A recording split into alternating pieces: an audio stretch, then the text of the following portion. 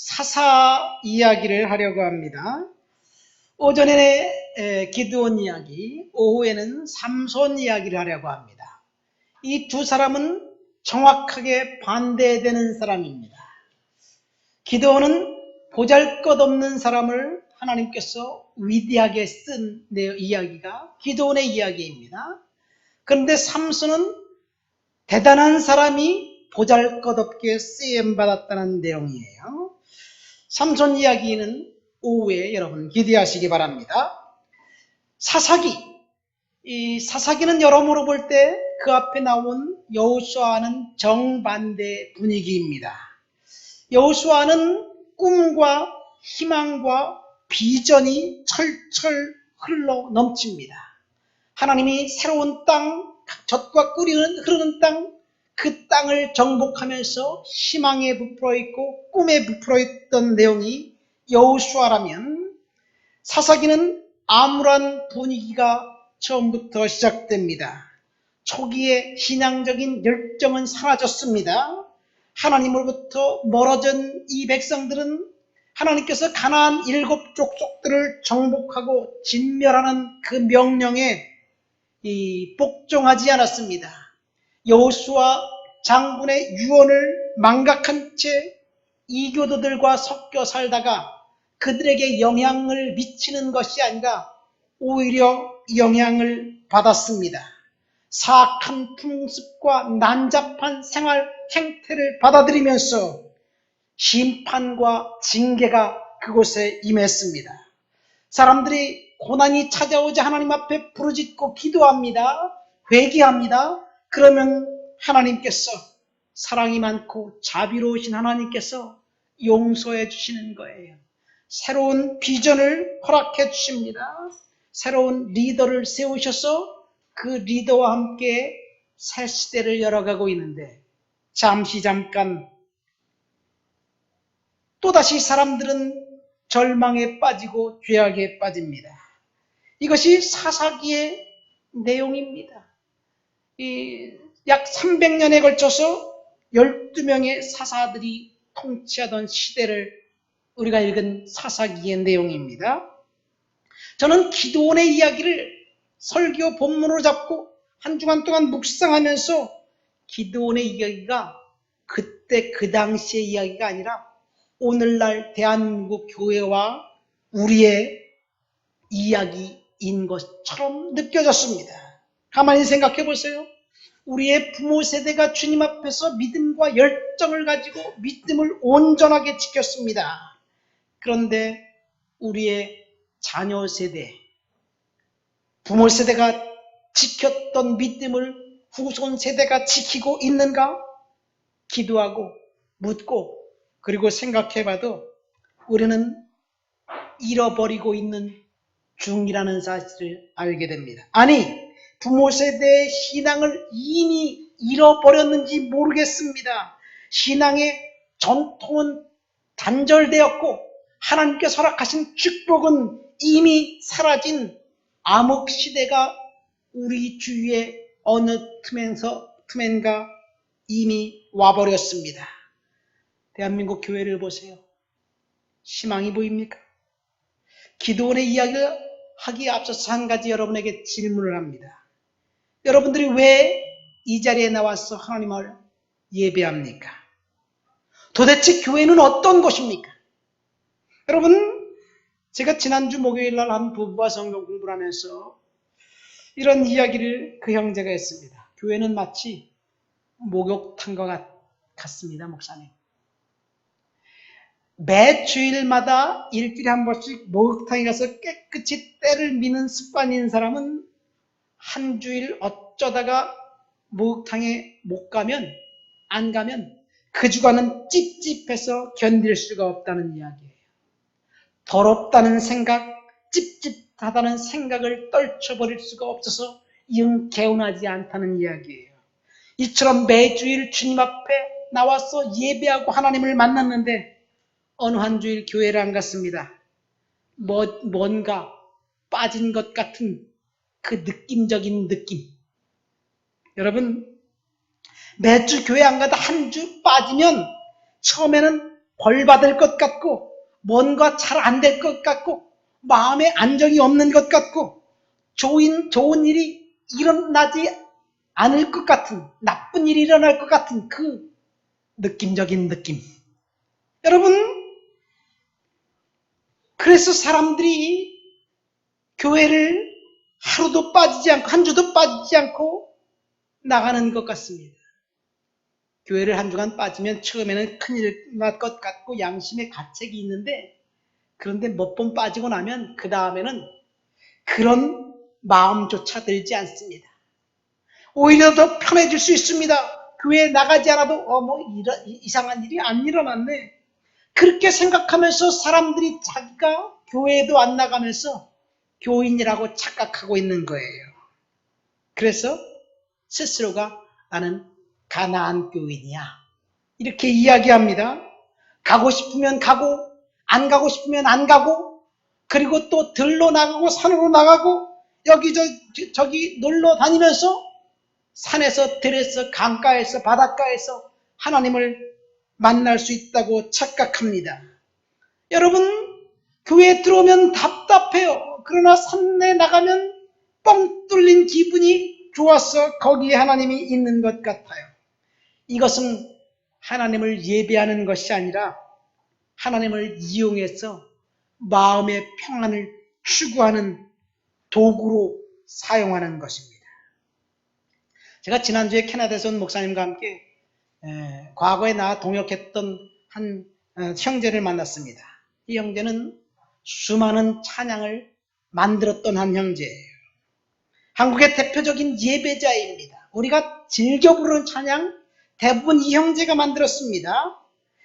그 형제하고 이야기하면서 그런 이야기를 해요. 오늘날 교회에서 예배를 잃어버린 것 같아요. 여러분, 우리가 하나님을 예배하기 위해서 이 자리에 나왔습니다. 그런데 예배를 잃어버렸다니 말이 됩니까? 여러분, 이 자리에 왜 나왔습니까? 여러분들이 하나님을 진짜로 예배하기 위해서 이 자리에 나왔다고 대답할 거예요.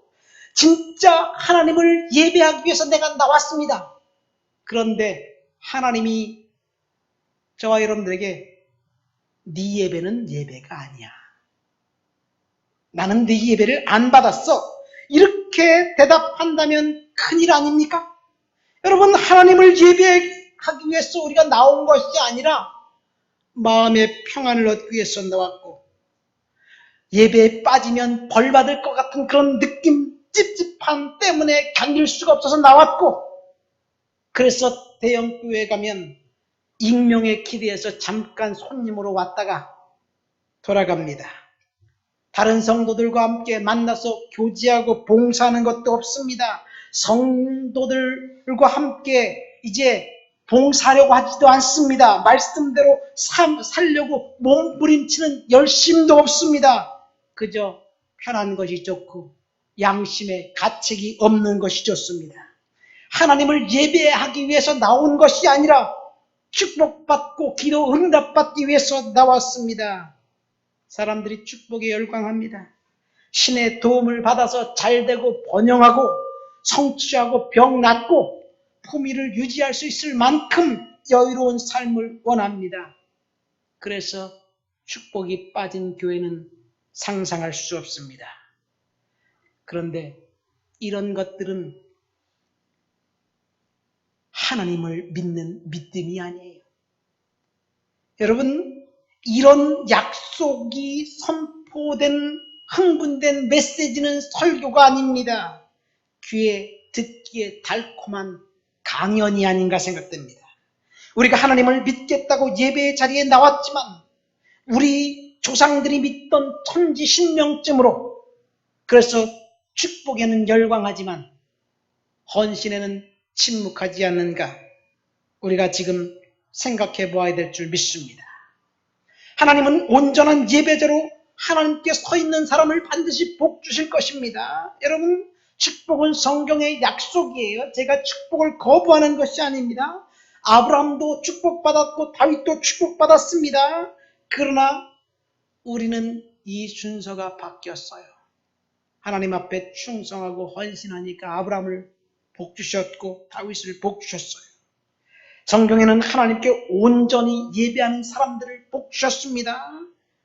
예배자가 너무나 사랑스럽고 너무나 아름다워서 하나님 복주시는 거예요. 그런 의미에서 예배는 내 욕구를 투사해서 축복과 응답을 받아내는 것이 아니에요. 여러분, 예배는 또 기도에 대한 강력한 열망도 아닙니다. 예배는 단 한 가지 목적이 있습니다. 그 한 가지 목적이 뭔지 아세요? 하나님을 높여드리는 거예요. 하나님을 높여드리고 그분께 우리는 감사의 표현을 하는 것입니다. 그래서 하나님을 높여드리는 것이 예배고 찬양입니다. 그런 의미에서 우리가 오늘 하나님 앞에 하나님을 높여드리겠다는 단 한 가지 목적을 가지고 이곳에 왔다면 그것은 하나님 받으실 예배입니다. 그런데 그것이 아니라면, 그러니까 예배는 하나님 중심입니다.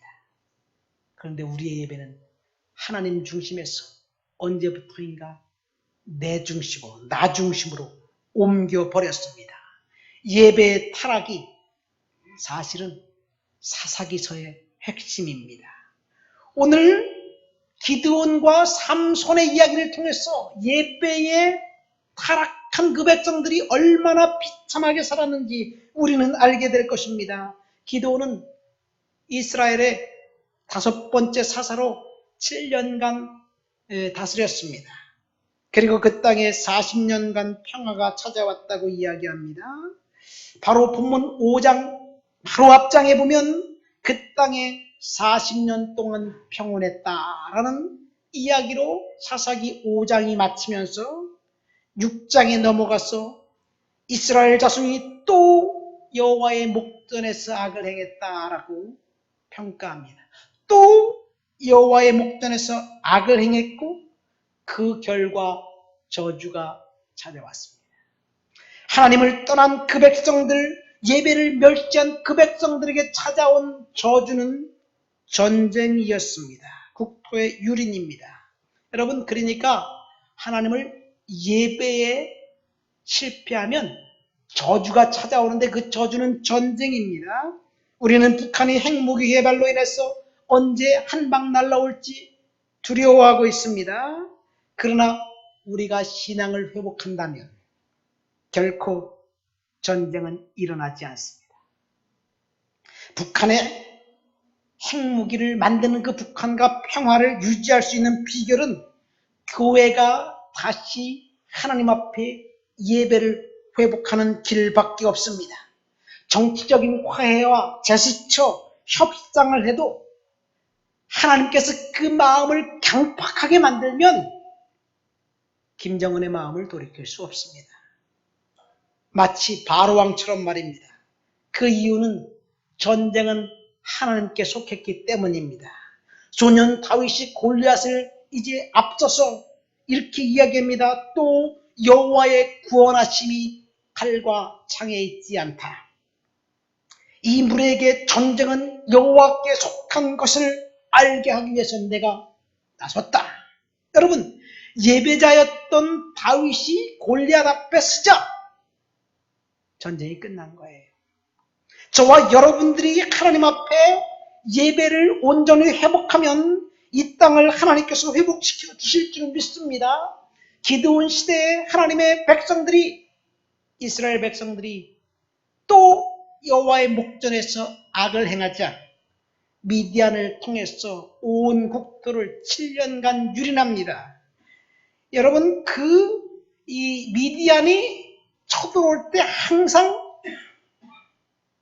곡식을 파종할 그 시기에 쳐들어와요. 그래서 몇 달 동안 국토를 유린하면 농사를 짓지 못하니까 완전히 저주가 찾아온 겁니다. 그렇죠? 사실 위기와 저주는 누군가가 가져다 준 것이 아니에요. 위기와 저주는 스스로 만든 것입니다. 물론 욥처럼 사탄이 공격해서 위기가 찾아오고 저주가 오기도 합니다. 그러나 그런 경우는 극히 드물어요. 사사기서를 통해서 볼 때 저주는 하나님을 거부하고 하나님을 떠났자 하나님의 보호가 사라졌고 그 결과 저주가 임한 거예요. 자동적으로 전쟁과 저주가 찾아왔습니다. 그러니까 까닭없는 저주, 까닭없는 고난은 없습니다.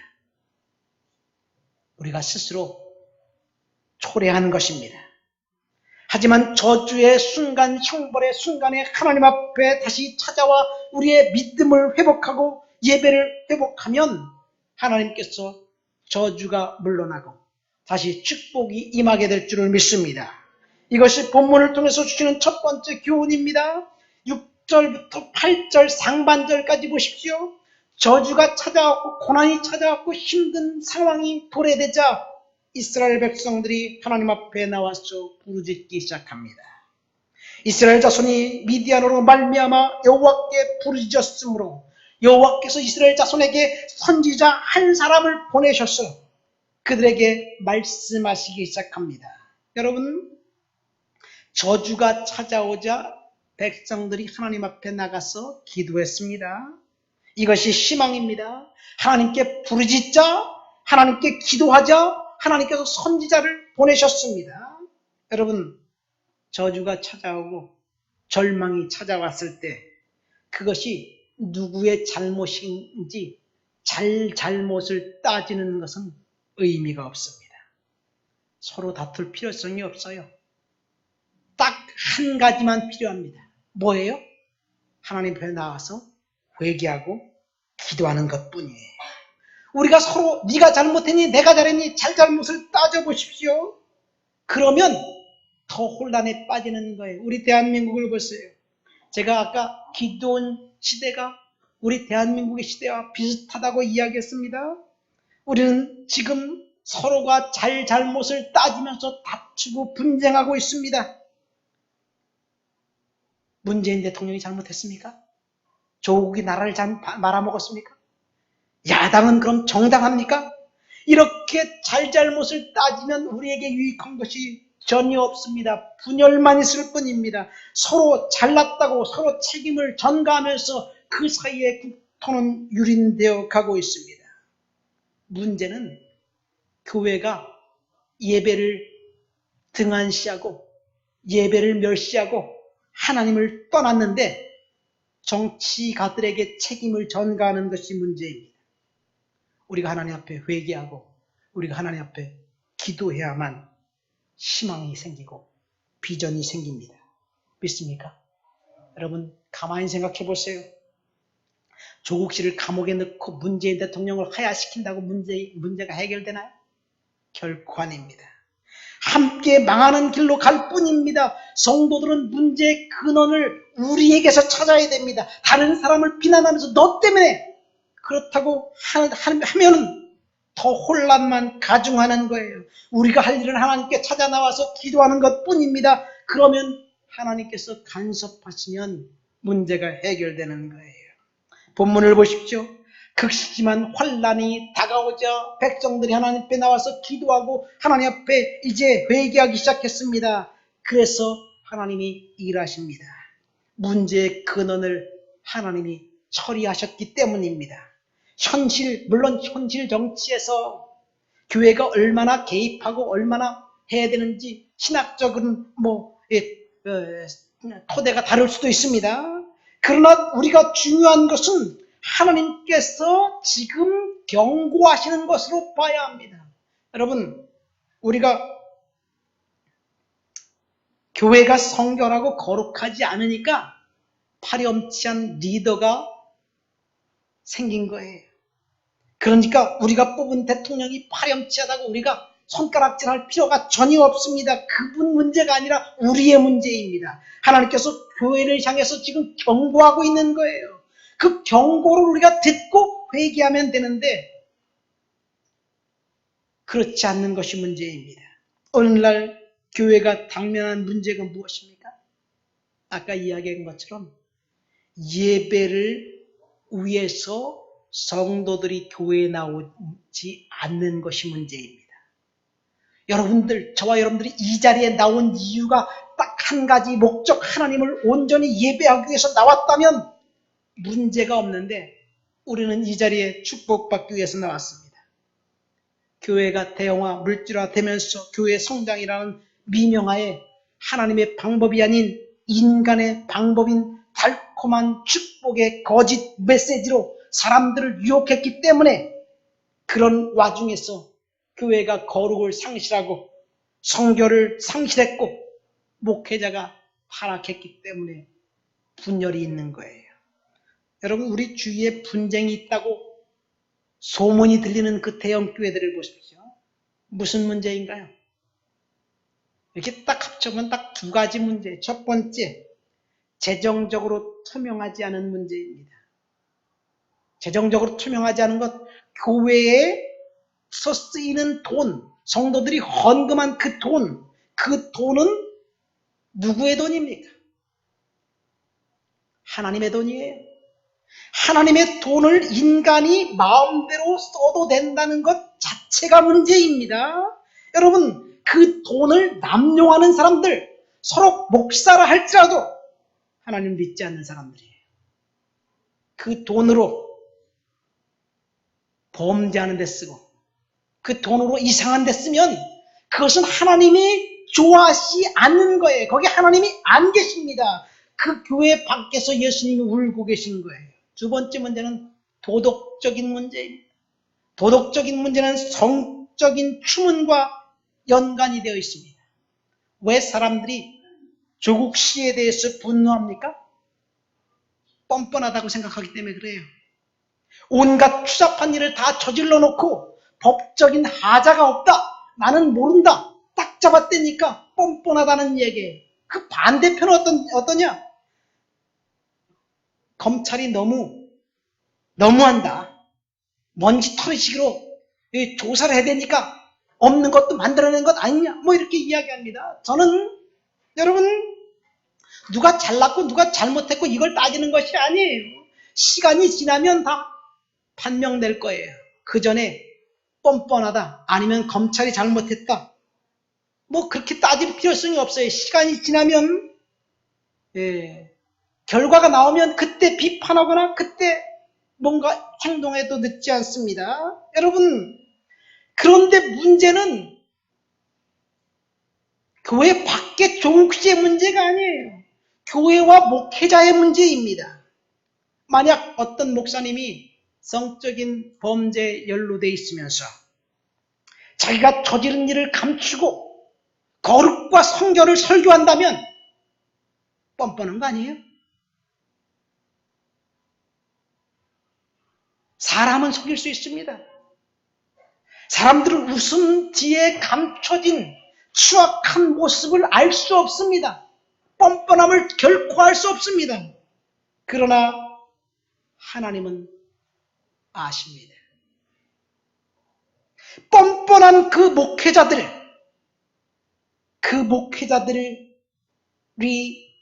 거룩을 아무리 이야기해도 공허한 꽹과리에 지나지 않습니다. 대형교회 그 소문이 언론이 호도하고 누군가 폄하하려고 지어낸 이야기이면 얼마나 좋겠습니까? 그런데 대부분이 사실이에요. 그러니까 거룩과 성결을 던져버린 뻔뻔한 목회자의 가면 뒤에 교회가 속고 있는 거예요. 그리고 속고 있으니까 그것이 부메랑이 되어서 교회가 힘을 잃고 결국 세상의 영향력을 전혀 행사할 수가 없습니다. 성적인 지와 연루되어 있으면서 거룩을 설교하면 그 사람은 목사라도 가짜입니다. 물론 회개하면 하나님께서 용서해 주십니다. 하지만 죄를 감추고 뻔뻔한 척, 아닌 척 사람을 속일 수 있어도 하나님을 속일 수가 없어요. 이런 사람들에게 예수님께서 경고하셨습니다. 너희가 주의 이름으로 선지자 노릇하고 주의 이름으로 이 귀신을 쫓아낸 자들에게 내가 도무지 너를 알지 못한다. 불법을 행한 자들아, 내게서 떠나가라.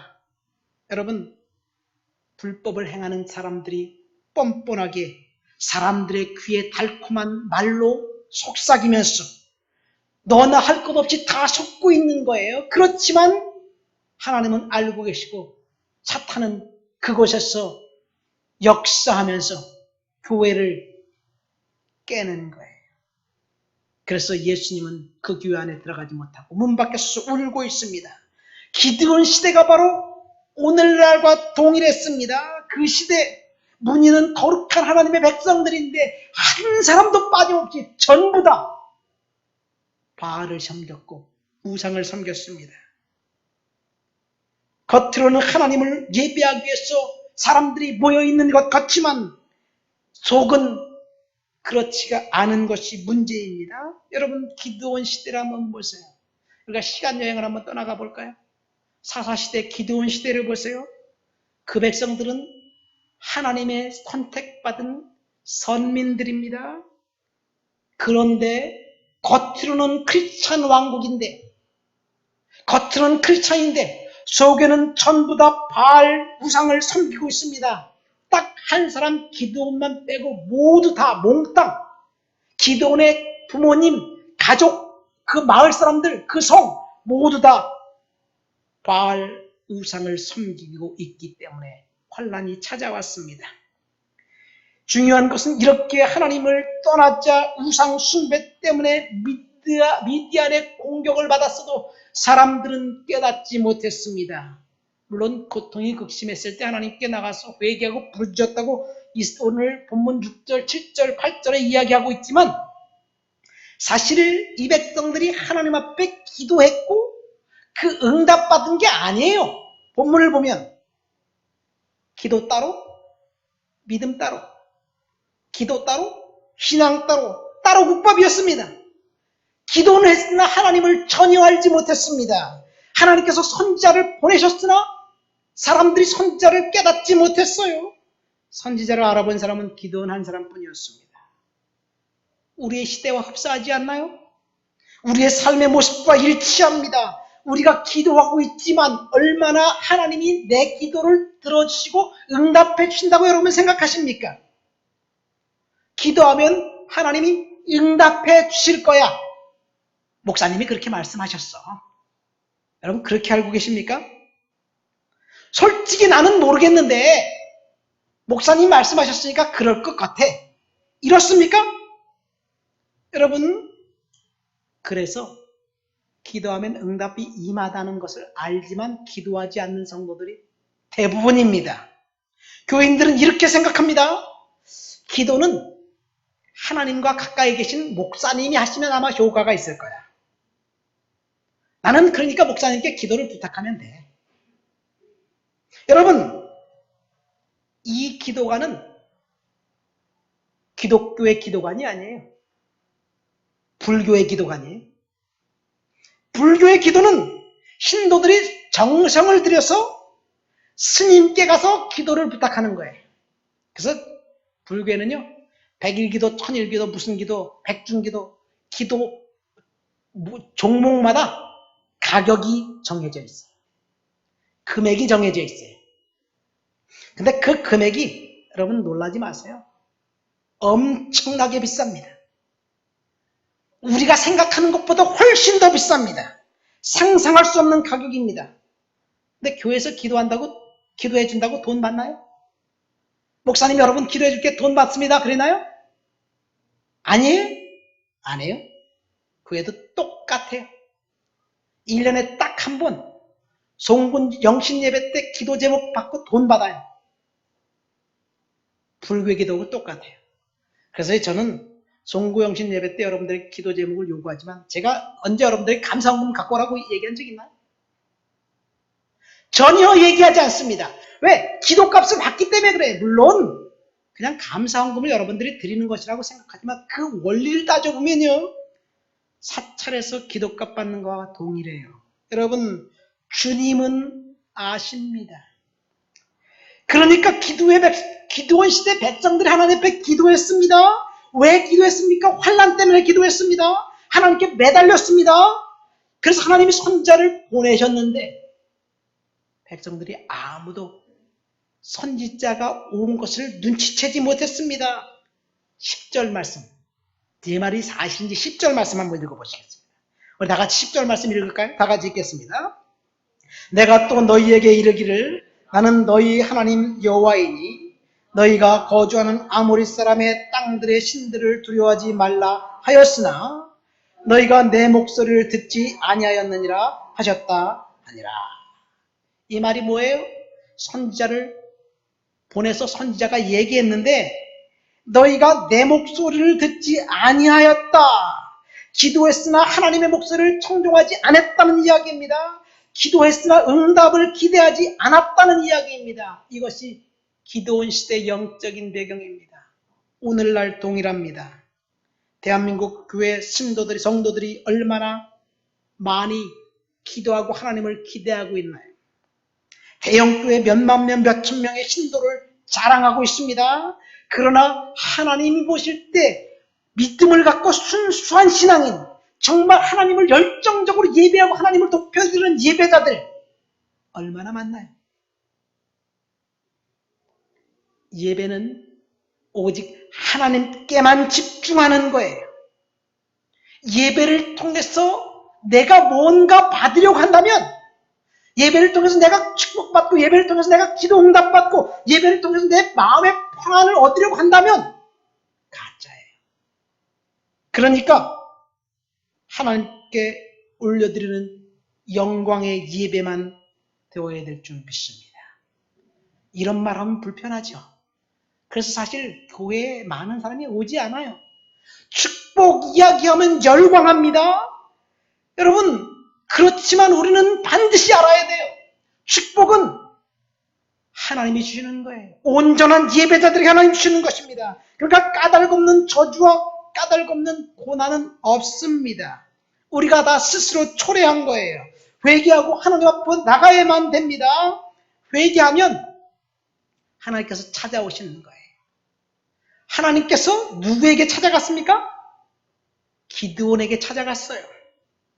하나님이 찾아오시기 전까지는 그 땅에 소망이 없었습니다. 그러나 하나님께서 하나님의 사람 딱 한 사람 기드온을 보고 그 사람에게 찾아가자 그 땅에 희망이 생기기 시작했습니다.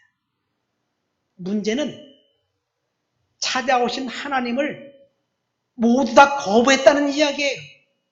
하나님이 찾아왔는데 한 사람만 거부하지 않습니다. 그런데 사실은 기드온, 우리가 6장, 7장, 8장이 기드온 얘기인데요. 기드온 이야기 보면 하나님이 이상하게 찾아갑니다. 정말 이상해요.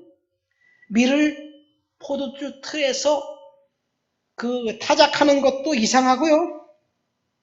선지자가 찾아왔으나 선지자를 거부한 것도, 사람들이 거부한 것도 이상하고요. 그리고 그 밀을 포도주 틀에서 타작하는 기드온에게 하나님의 사자가 큰 용사요 이렇게 이야기하는 것도 이상합니다. 그리고 기드온이 양털 뭉치를 가지고 점검하려고 하는 것도 이상합니다. 다 이상합니다. 이상한 것 투성이입니다. 이 미디안과 전쟁에서 수만 명이 찾아왔는데 딱 300명 남겨놓고 전쟁하는 것도 이상해요. 여러분, 핵심은 하나님이 기드온에게 찾아갔다는 이야기예요. 그런데 여기서 한 가지 우리가 중요한 원리가 있습니다. 기드온에게 하나님이 찾아간 것 맞지만 왜 기드온에게 하나님이 찾아갔느냐? 그 뒤에 우리가 읽지 않았습니다만은 6장 25절부터 27절까지 보면요. 기드온이 밤중에 바알 신당을 찾아가서 바알의 제단을 헐어버려요. 그리고 아세라 목상 우상을 찍어버립니다. 밤에 그랬어요. 왜 낮에 그리면 동네 사람들한테 맞아 죽을까봐. 그래서 동네 사람들이 그날 다음날 아침 산당에 올라가 보니까 완전히 그 제단이 회파가 돼버렸어요. 누가 그랬냐? 그래서 기드온을 찾아서 죽이려고 해요. 그러니까 기드온의 아버지가 그런 얘기를 합니다. 뭐라고 얘기하냐면, 야, 니네들 바알을 위해서 그렇게 하지 말아라. 바알이 진짜 신이면 바알이 얘를 죽일 거야. 그런 이야기를 합니다. 자, 그러니까 기드온은 하나님을 온전히 믿는 사람이었기 때문에 하나님이 기드온에게 찾아간 거예요. 이게 원리입니다. 우리가 하나님을 믿지 않고 하나님을 섬기지 않는다면 우리가에게 하나님이 찾아왔어도 우리가 몰라요. 하나님을 거부하게 돼 있어요. 이게 원리입니다.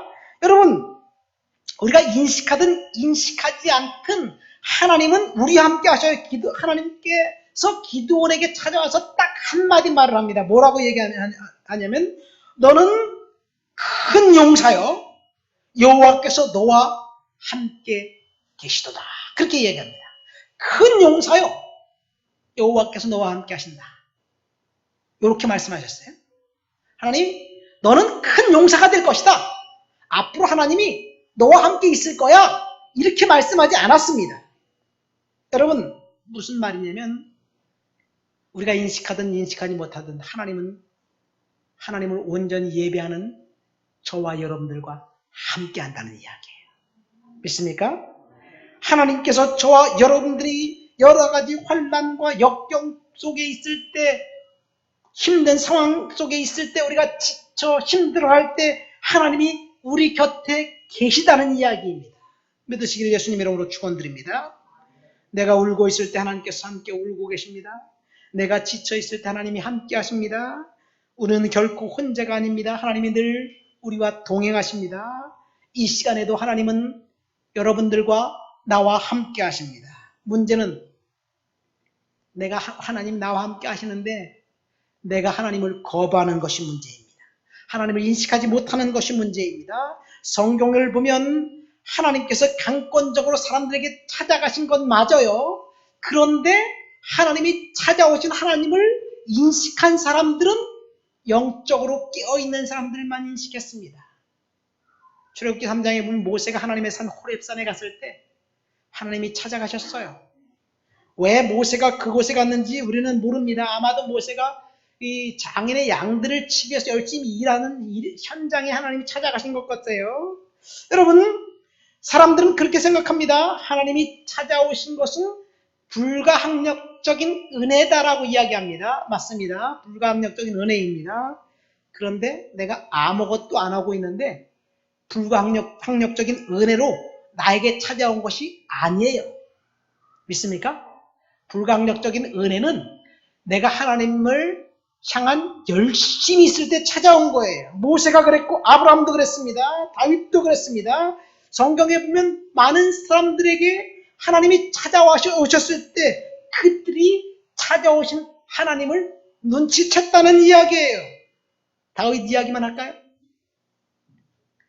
사무엘상 16장에 보면요, 사무엘 선지자가 슬퍼하고 있었어요. 왜? 하나님이 사울왕을 버렸기 때문에. 그래서 하나님이 사무엘 선지자에게 찾아가서 이렇게 말합니다. 내가 언제까지 슬퍼하겠느냐? 너는 기름 뿔병을 가지고 저 베들레헴 이새의 집에 가라. 거기서 내가 한 왕을 보았다. 그 아들 중에 한 명에게 기름 부어 왕으로 삼아라. 그렇게 이야기합니다. 그래서 기름 뿔병을 가지고 이새의 집에 갑니다. 누구에게 기름을 부었나요? 어린 다윗에게 기름을 부었어요. 어린 소년 다윗이 어떤 일을 했기 때문에 그에게 기름을 부었나요? 성경엔 나와 있지 않습니다. 그러나 그가 기름 부음 받을 만한 일을 했어요. 그것은 한마디로 말해서 예배입니다. 다윗은 아버지 양을 치면서 하나님 앞에 온전한 예배자가 되었어요. 그것을 어떻게 할 수 있느냐? 골리앗 사건을 통해서 보면 알 수 있습니다. 아까 이야기했잖아요. 골리앗이 40일 동안 고래고래 소리만 질렀어요. 근데 거기에 이스라엘의 사울 왕도 있었고 요나단도 있었고 다윗의 3명의 형들도 있었습니다. 그 전투에 하나님을 멸시하고 하나님을 무시하고 하나님을 조롱하는 골리앗이 그 목소리가 쩌렁쩌렁 아침 저녁으로 하루에 2번쯤 울리지만 아무도 그에게 나서주려고 하지 않았습니다. 왜 그래요? 절망하고 포기했기 때문에 그래요. 눈에 보이는 것만 생각했기 때문에 그래요. 그런데 다윗이 그 앞에 섰습니다. 네가 조롱하는 하나님의 이름으로 만군의 여호와 이름으로 내가 너 앞에 섰다. 그렇게 이야기합니다. 그러니까 예배자인 다윗이 그 자리에 나타나자 저주와 고난과 고통이 사라진 거예요. 예배자 다윗, 어린 다윗, 나이는 상관없습니다. 예배자 다윗이 딱 서니까 골리앗이 그냥 쓰러져서 죽는 거예요. 여러분, 다윗이 선택받은 이유는 예배자였기 때문에 그렇습니다. 믿습니까? 하나님이 찾아오신 건 맞습니다. 그러나 아무것도 안 하고 있는데, 빈둥빈둥 놀고 있는데, 그때 하나님이 찾아온 것이 아니에요. 내가 아무것도 안 하면 찾아오신 하나님 우리는 알 수가 없습니다. 물론 그때 찾아오실 수도 있어요. 그러나 우리가 주님 앞에 열정을 품어야 될 줄 믿습니다. 절망만 하지 않고 절망만 하고 있으면 결코 하나님이 찾아온 것을 우리는 모릅니다. 축복을 원합니까? 절망하지 마시길 예수님의 이름으로 축원드립니다. 비록 절망 때문에 끝이 보이지 않더라도 우리는 하나님을 신뢰해야 될 줄 믿습니다. 하나님은 우리를 포기하지 않습니다. 그래서 큰 용서여 내가 너와 함께 있다라고 하나님 말씀하셨습니다. 그런데 기드온은 어떤 사람이었냐? 사실은 설교 제목이 뭐예요? 보잘것없는 기드온이에요. 정말 보잘것없는 사람입니다. 기드온이 이렇게 고백합니다. 15절 16절에 내가 무엇으로 이스라엘을 구원하리까? 보소서 나의 집은 므낫세 중에서 극히 약하고 내 아버지 집에서 나는 가장 작은 자입니다. 그렇게 고백해요. 정말 기드온은 보잘것없는 사람이었어요. 그런데 하나님이 그에게 찾아가셔서 내가 반드시 너와 함께 하겠다.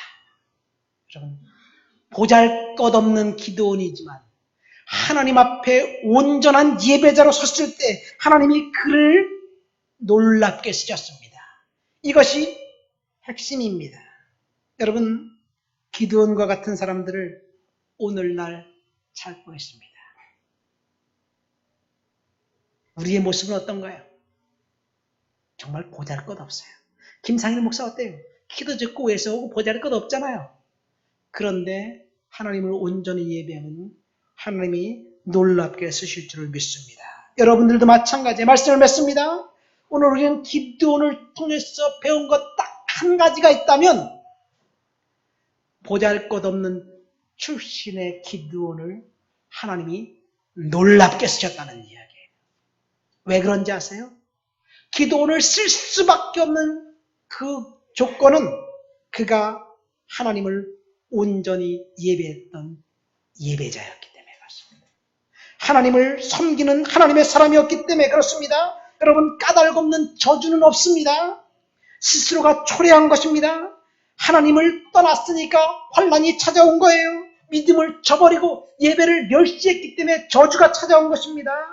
우리는 하나님을 예배하는 예배, 온전히 하나님께 집중해야 될 줄 믿습니다. 예배는 나에게 집중하는 게 아니에요. 예배는 내 마음의 평안을 위해서 하나님께 예배하는 것이 아닙니다. 예배는 온전히 하나님께 집중하는 것입니다. 하나님께 집중하면 하나님께서 함께 하시는 거예요. 오늘 이 자리에 여러분 왜 나오셨습니까? 나의 만족, 내 행복, 축복, 내가 기도 응답받고 문제를 해결받기 위해서 나왔습니까? 여러분, 바꾸세요. 왜 나왔다고요? 하나님께 온전히 집중하기 위해서, 예배하기 위해서 나왔습니다. 다윗처럼 하나님께 온전히 집중하면 골리앗과 같은 문제도 해결될 줄을 믿습니다. 예배가 축복입니다. 우리 기드온처럼 우리가 하나님께 온전히 집중해서 예배하고 대한민국이 저와 여러분 때문에 바뀌는 놀라운 축복의 은혜가 있기를 예수님의 이름으로 축원드립니다. 우리 말씀을 생각하면서 다 같이 통성으로 기도합니다.